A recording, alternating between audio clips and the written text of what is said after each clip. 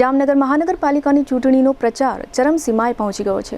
ઉમેદવારો બને તેટલા વધુ મતદારોને રૂબરૂ મળવાનો પ્રયત્ન કરી રહ્યા છે, જેના ભાગરૂપે ગઈકાલે વોર્ડ નંબર 3ના ભાજપના ઉમેદવારો સુભાષભાઈ જોશી, રાજુભાઈ યાદવ, હેતલબેન અમેથિયા અને કૃષ્ણાબા ઝાલાના સમર્થનમાં કાર્યકર્તા સંમેલનનું આયોજન કરવામાં આવ્યું હતું।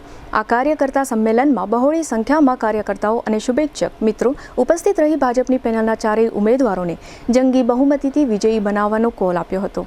આ કાર્યકર્તા સંમેલનમાં શહેર ભાજપ પ્રમુખ બીનાબેન કોઠારી, મહામંત્રી વિજયસિંહ જેઠવા, પૂર્વ મેયર દિનેશભાઈ પટેલ, પૂર્વ ધારાસભ્ય લાલજીભાઈ સોલંકી, રાજુભાઈ મારફતિયા, જયેન્દ્રસિંહ ઝાલા, ભાવેશભાઈ સહિતના ભાજપના અગ્રણીઓએ ભાજપની પેનલને વિજયી બનાવવા અપીલ કરી હતી। પૂર્વ કોર્પોરેટર સુભાષભાઈ જોશીને ભારતીય જનતા પાર્ટીએ સતત ત્રીજી વખત વોર્ડ નંબર 3માં ટિકિટ આપી છે। વોર્ડ નંબર 3માં સુભાષભાઈ જોશી 108 તરીકે મતદારોમાં જાણીતા છે, કારણ કે વોર્ડ નંબર 3માં આ વિસ્તારના રહેવાસીઓને લાઇટ, પાણી, ગટર, રોડ રસ્તા અને સફાઈ સહિતના કોઈ પણ નાના મોટા કામ હોય ત્યારે માત્ર સુભાષભાઈને ફોન કરે તો તાત્કાલિક સુભાષભાઈ જોશી એક્શનમાં આવીને પ્રશ્નનું નિરાકરણ કરી આપે છે, જેને કારણે વોર્ડ નંબર 3માં સુભાષભાઈ લોકપ્રિય કોર્પોરેટર તરીકે ઉભરી આવ્યા છે। આ વખતે ભારતીય જનતા પાર્ટીએ અનામત સીટમાં રાજુભાઈ યાદવને વોર્ડ નંબર 3માં ટિકિટ ફાળવી છે। રાજુભાઈ યાદવ પણ ખૂબ જ દોડતા અને સક્ષમ કાર્યકર્તા છે। રાજુભાઈ યાદવ શહેર ભાજપ ઉપપ્રમુખ તરીકેની પણ સેવા આપી ચૂક્યા છે। રાજુભાઈ યાદવ સરળ સ્વભાવના છે, જેને કારણે રાજુભાઈ યાદવને કોઈ પણ વ્યક્તિ એક વખત મળે તો કાયમી રાજુભાઈ યાદવ સાથે સંબંધ બાંધી લે છે। આમ રાજુભાઈ યાદવ મળતાવડા સ્વભાવને કારણે પણ મોટું મિત્રવર્તુળ ધરાવે છે। આ ઉપરાંત ભાજપ અગ્રણી ગિરીશભાઈ અમેથિયા પ્રજાપતિની દીકરી હેતલબેન અમેથિયાને ભાજપે આ વોર્ડમાંથી ટિકિટ આપી છે। હેતલબેન પણ સોશિયલી વર્ક કરવા માટે જાણીતા છે। હેતલબેન યુવા મહિલા હોવાના નાતે મહિલા વર્ગમાં ભારે માન સન્માન ધરાવે છે। આ ઉપરાંત વોર્ડ નંબર 2ના કોર્પોરેટર જયેન્દ્રસિંહ ઝાલાના પત્ની કૃષ્ણાબા ઝાલાને ભાજપે વોર્ડ નંબર 3માં ટિકિટ ફાળવી છે। કૃષ્ણાબા ઝાલા પણ ભાજપમાં છેલ્લા ઘણા વર્ષોથી કાર્યરત છે। આ વખતે ભાજપે વોર્ડ નંબર 3ની પેનલના તમામ દોડતા ઉમેદવારોને ટિકિટ આપી છે। આ ચારેય ઉમેદવારોએ જણાવ્યું હતું કે આ વખતે વોર્ડ નંબર 3 માટે મહાનગરપાલિકામાંથી વિશેષ ગ્રાન્ટ મેળવીને વધુ સારું કામ કરવાની મહેચ્છા ધરાવીએ છીએ। આ ઉપરાંત આ ચારેય મતદારોએ વોર્ડ નંબર 3ના વિકાસમાં અમો કોઈ પ્રકારની કચાશ નહીં રાખીએ તેવી પણ મતદારોને ખાતરી આપી છે।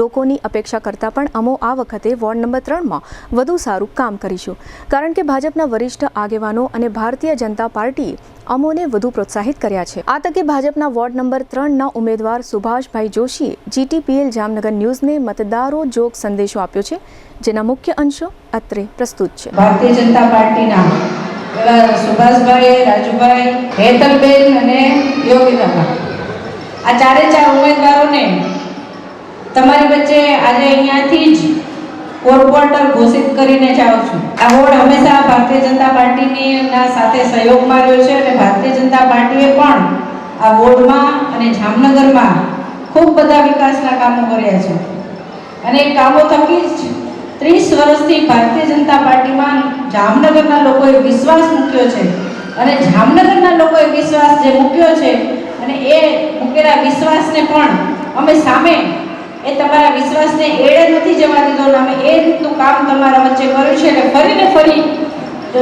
જનતાએ અમારા ઉપર વિશ્વાસ મૂક્યો છે। લોકો ભારતીય જનતા પાર્ટીની વિચારધારા સાથે જોડાયા છે અને જે વિચારધારા સાથે જોડાય છે ભારતીય જનતા પાર્ટીનો કાર્યકર્તા બનીને રહે છે, એ પછી ધારાસભ્ય હોય, સાંસદ હોય કે કોર્પોરેટર, એ ભવિષ્યમાં એની પાસે પદ રહે કે ના રહે પણ એ કાર્યકર્તા હંમેશા રહે છે અને કાર્યકર્તા હંમેશા રહે છે અને ભારતીય જનતા પાર્ટીમાં સંગઠન સર્વોપરી છે અને આપણે બધા જ તમામ અહીંયા ઉપસ્થિત છે, આપણે સંગઠનના વ્યક્તિઓ છે અને આ સંગઠનની મજબૂતીથી આપણે આ ચારે ચાર ઉમેદવારોને જીતાડવાના છે। એ જીતાડવાનું કામ તમે બધા જ લોકો કરશો, લોકો વચ્ચે જઈને કહેશો કે જામનગરમાં ભારતીય જનતા પાર્ટીએ ખૂબ વિકાસના કામ કર્યા છે। દેશભરમાં પણ મોદી સાહેબના માર્ગદર્શન હેઠળ ખૂબ સારા કામ થઈ રહ્યા છે અને જે અઘરા નિર્ણયો ભૂતકાળમાં નહોતા લેવાના એ તમામ નિર્ણયો, એ તમામ કામ મોદી સાહેબના શાસનમાં પૂરા કર્યા છે। રામ મંદિર ગયા છે એમને ખબર છે, કાશ્મીર જતા હોય એમને ખબર છે, આપણા UCCના કાયદાઓની પણ ખબર છે। એ કામ મોદી સાહેબ જે વિચારધારા સાથે જોડાયેલા છે એ જ વિચારધારા સાથે અમે બધા જોડાયેલા છીએ। તો જામનગરમાં પણ એવું કામ કર્યું છે જામનગરનો ઘોષણાપત્ર અહીં તમામ સમજદારને ભણેલો વર્ગ છે, ઘોષણાપત્ર વાંચજો. એ ઘોષણાપત્ર અને ગઈ ટર્મમાં 5 વર્ષ પહેલા જે ઘોષણાપત્ર મેનિફેસ્ટો હતો એ પણ વાંચજો. એ મેનિફેસ્ટોમાં જેટલા કામ કીધા હતા, અમે જે આયોજનો કર્યા હતા એમાંથી 80% કામ પૂરા થઈ ગયા છે અને 20% કામ પૂરા કરવાના છે. આ વખતના ઘોષણાપત્રમાં પણ અમે જે લખ્યું છે કે પછી જામનગરને હરિયાળું બનાવવાની વાત હોય, જામનગરના રોડ રસ્તાની વાત હોય, ઘરે ઘરે નળ સે જલની વાત હોય કે આગવી ઓળખની વાત હોય, આ તમામ કામ એમાં લખ્યા છે. અને હું આ તમામ અમારા કોર્પોરેટર અને ભારતીય જનતા પાર્ટીના સંગઠનથી હું તમને બધાને ખાતરી આપું છું એ કામો પણ આવતા 5 વર્ષમાં હવે પૂરી નિષ્ઠાથી પૂરા કરવાની કોશિશ કરીશું અને તમને બધાને આપણે પૂરા કરીને બતાડશું. ફરી જનતાનો વિશ્વાસ આપણે જીતીશું અને જનતા જો આપણામાં વિશ્વાસ મૂકે તો ફરી એને ઉજાગર કરીને બતાડશું. એ રીતનું કામ કરશું.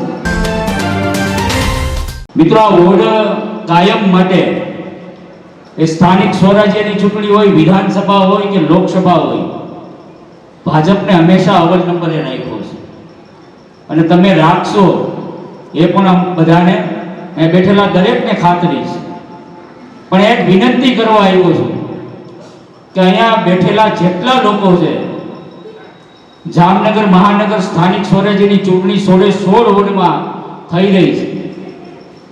તમારા જ્યાં કોઈ સગાવાલા હોય, ક્યાંય સંબંધીઓ હોય, ક્યાંય તમારે વ્યવહાર હોય તો મારી વિનંતી છે 2 હાથ જોડીને કે તમે એક ફોન કરી અને ભારતીય જનતા પાર્ટીની પેનલમાં કે અન્ય વોર્ડમાં મતદાન કરે એવી એક અપીલ કરજો. કરશો ભાઈ?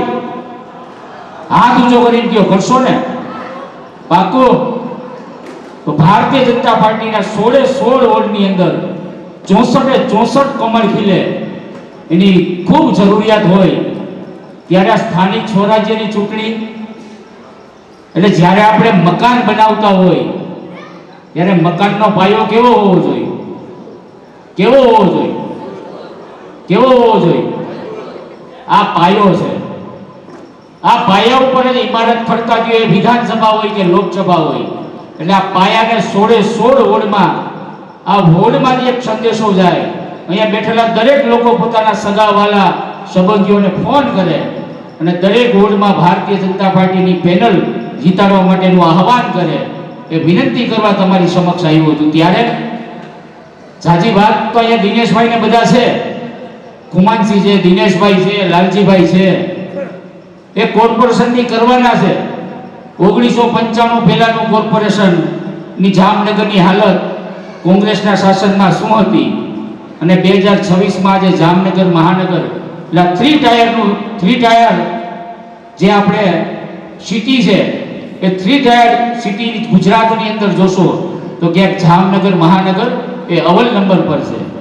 અવ્વલ નંબર પર એટલા માટે છે કે છેલ્લા 30 વર્ષથી આ જામનગર મહાનગરપાલિકા ભારતીય જનતા પાર્ટીનું શાસન તમારા બળ ઉપર આવે છે. એટલા માટે હજી પણ ઘણા બધા વિકાસના કામો આપણે કરવાના છે. આવતા 5 વર્ષમાં ચૂંટણીનો મેનિફેસ્ટો બહાર પડી ગયો છે. એ મેનિફેસ્ટો તમારી સમક્ષ આવવાનો છે, એની વાત વડીલો કરવાના છે. પણ હું સંગઠનનો કાર્ય કરતા છું એટલે સંગઠનની વાત કરવા માટે આવ્યો છું.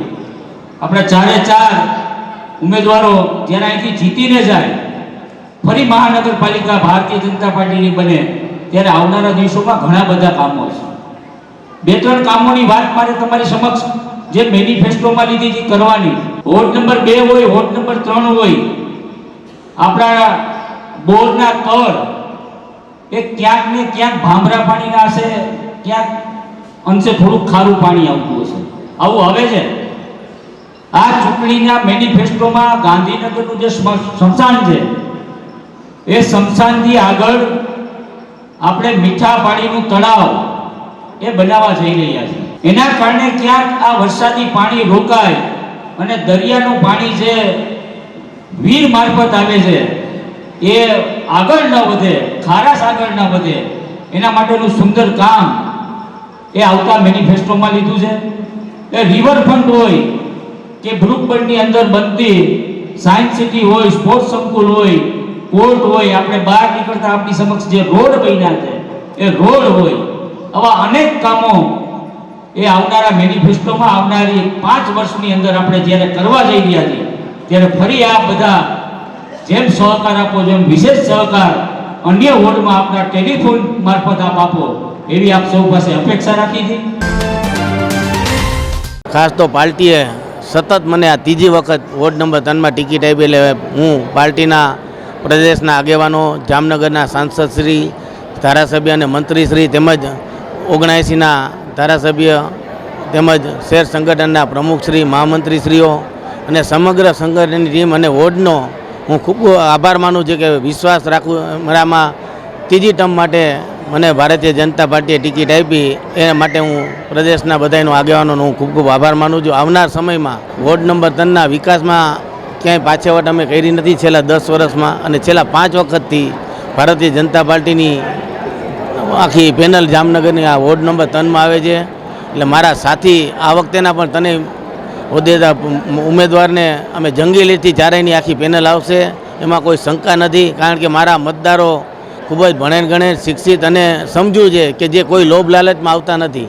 કોંગ્રેસવાળા દર 5 વર્ષે ખાલી ચૂંટણી આવે ત્યારે અઠવાડિયું 15 દી ખાલી મત માગવા અને ઊભા રહેવા આવે છે. પછી 5 વર્ષ લોકોના સુખ દુઃખમાં કોઈ બનાવ અણબનાવ બન્યા હોય તો ક્યારેય ઊભા નથી રહેતા. એટલે પબ્લિક આ કોંગ્રેસને સમજે છે. એટલે એમાં અમારે કાંઈ વધારે આ સમજુ પબ્લિકને કહેવું નથી પડતું. બીજું કે પહેલી ટર્મમાં હું મહાનગરપાલિકામાં સ્ટેન્ડિંગ કમિટીનો ચેરમેન મને બનાવ્યો હતો ત્યારે જામનગર શહેરના અનેક વિકાસના કામો જેમાં હું સહભાગી થયો હતો. ખાસ કરીને નલ સે જલ યોજના હોય, વરસાદી પાણીના નિકાલ હોય, ટીપીડીપીના રસ્તા હોય, ફાટક મુક્ત જામનગર બને તેના માટેના બ્રિજ હોય, ઓવરબ્રિજ હોય, અંડરબ્રિજ હોય, આ બધા ત્યાં છે. સૌરાષ્ટ્રનો સૌથી લાંબામાં લાંબો સુભાષ બ્રિજ જે મારા સમયમાં મેં મંજૂર કર્યો હતો, એવી રીતે આપા યાર્ડ પાસે છે.